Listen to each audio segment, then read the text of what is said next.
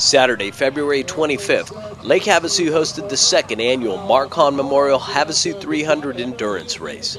Organized by Mike Fulmer and Jim Russell, over 50 racers and their teams were set out to ride the rigorous 300-mile, 5.5-hour course in the chilly winter waters of Lake Havasu. Most of the teams comprised of personal watercraft enthusiasts, and others were professionals. Tell me, where are you racing out of? I live in Sacramento, but I come out here and train in Lake Havasu City. I bought a house out here last summer. And how about you, Shawnee? I'm from Las Vegas, Nevada, and I come out here and ride with my dad. And tell me, how do you guys feel you're going to do this event? I feel we're going to do pretty good. We already won practice, so that's a good start. You won in the practice. That's good. That's good enough. And so it's going to be you two training off for the rest of the day? Correct. Hopefully, yeah, and unless anything happens, then Kevin's going to step in and take the duties over for us. But we're just going to try and pin it to win it.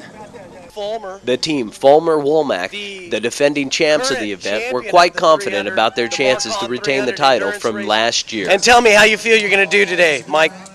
Well, we have a lot more attendance this time. We have almost 60 boats entered this time. We had 26 last time, so it's going to be a tough race today. It's flat. There doesn't look like there's any wind, so the roughness isn't going to be a factor. So it's going to be a speed race pretty much. So, but we'll hold our own. It's a pit strategy type thing. We're on a 2-cycle, and we're going up against the more powerful 4-strokes. But that happened last year too, and we came out on top. So we just got to keep getting in and out of the pits good, and don't make any mistakes, and run the laps down and be around at the end.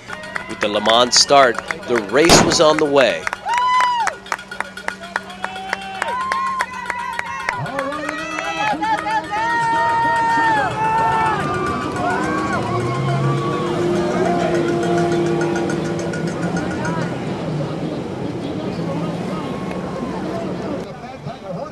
The first turn saw boat number 3, piloted by Matt Freeby, in first place.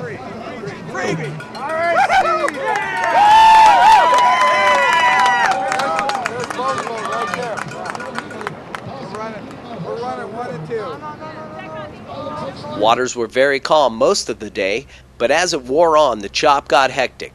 Most of the pit stops were very clean in their transitions.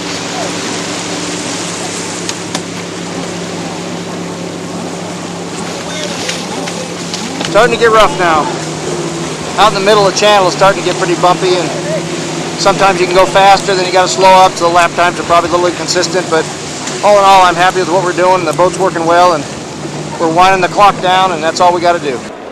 2 laps left in the race. Team Fulmer-Womack were stopped because of mechanical problems, but Fulmer, ever the sportsman, was philosophical about the issue. Mike, it sounds like your boat broke. What happened?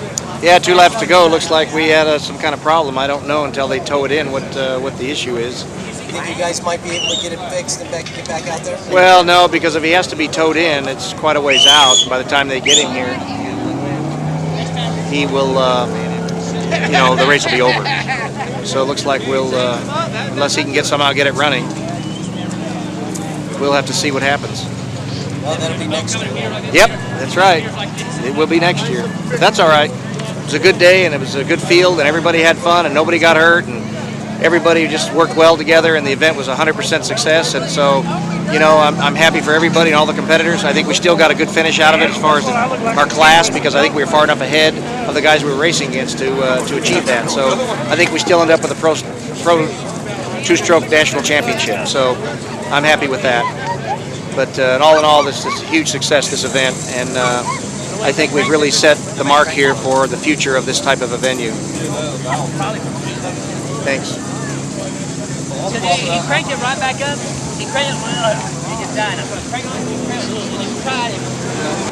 Overall winning team was boat number 3 of Noble Racing's Matt Legursky and Steve Freeby. This was a great race, and until next year, we hope TV45 will bring you expanded coverage. This is Ken McKinney for TV45.